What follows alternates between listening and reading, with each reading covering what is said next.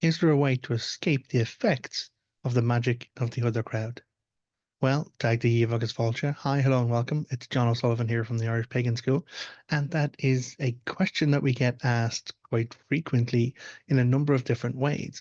Either people curious about the lore and mythology, people curious about the particular stories of the Tuatha De Danann, or interactions or experiences they may have had themselves with Daoine She, the people of the She, or difficulties they may be experiencing that need to be diagnosed and understood so that they can overcome the impact of the influences of the she in their life.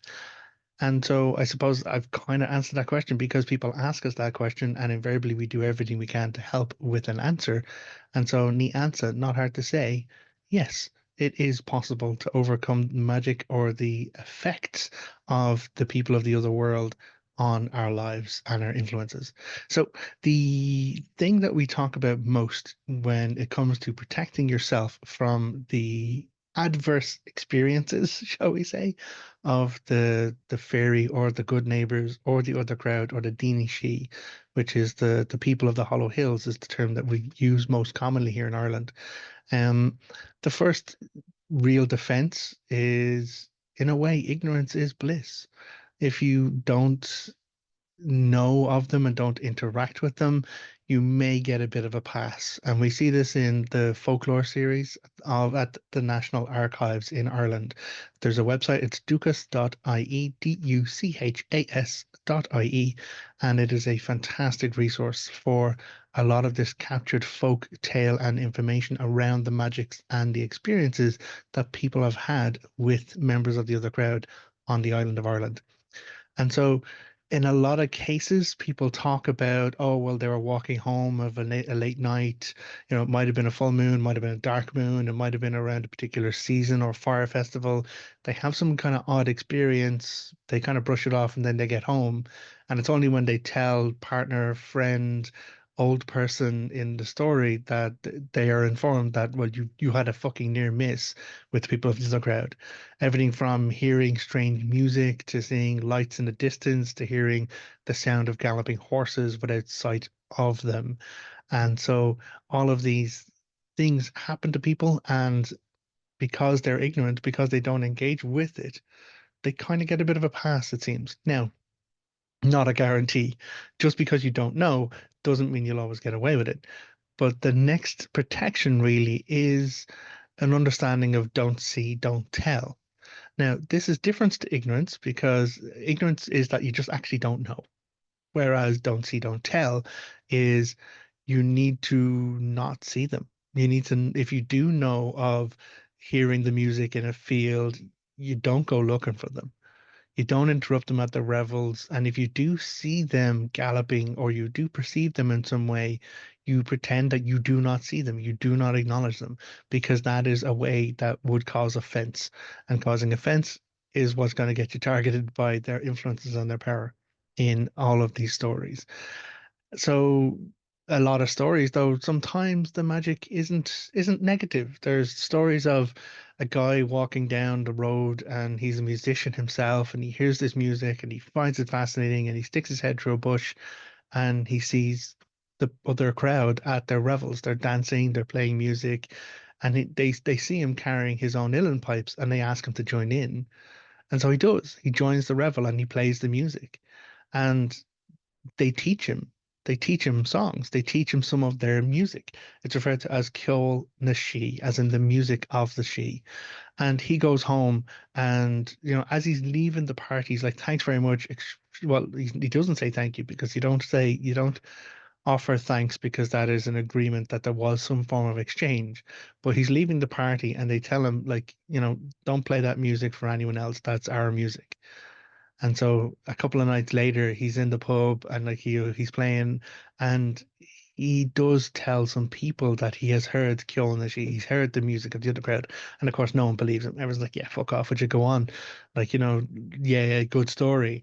And so he decides to prove them wrong by playing the music.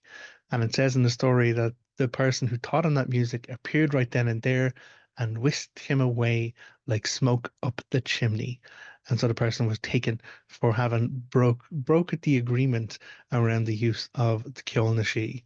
And there are other stories about the music of the She, where someone is given a limited number of uses that they're allowed to kind of use it, and they become very famous for being able to perform this music.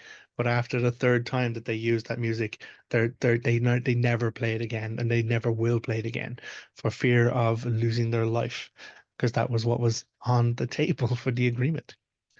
Um, Other ways to protect yourself from their influences is cleanliness and order.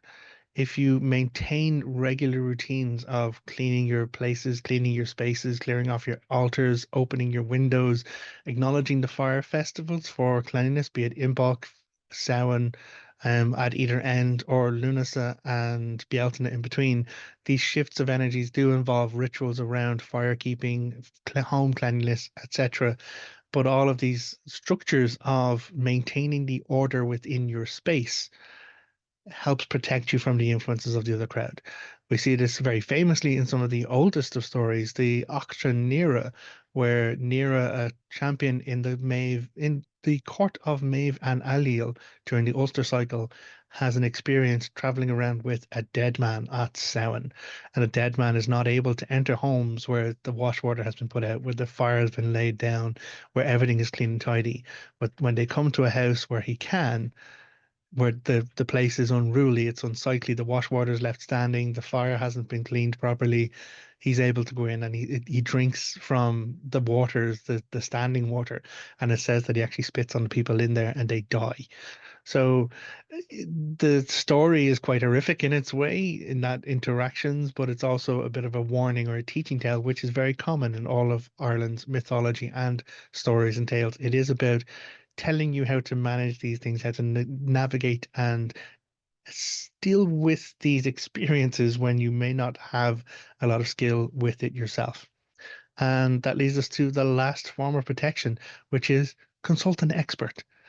There are people in all the stories who are either have some arrangement, have some agreement with the other crowd, or some authority in regards to addressing them or speaking with them, and those individuals know how to cure elf-shocked cattle, for example, or how to undo curses or pishogues or harmings that have been placed against someone's wealth or prosperity or indeed health by the magic of the other crowd. So if you're interested in knowing more, all you got to do is take the class. Go to go to the Irish Pagan School, and I taught a class on fairy magic. So you'll find a link in the description down below. But once you have taken that class, we have a lot more classes on this about many areas from experts in our native Irish traditions. So until next time, look after yourself, take care, and remember, protect yourself from the other crowd because they're not always the nice and friendly Disney versions that we have been raised with. Until next time, Slán. Goodbye.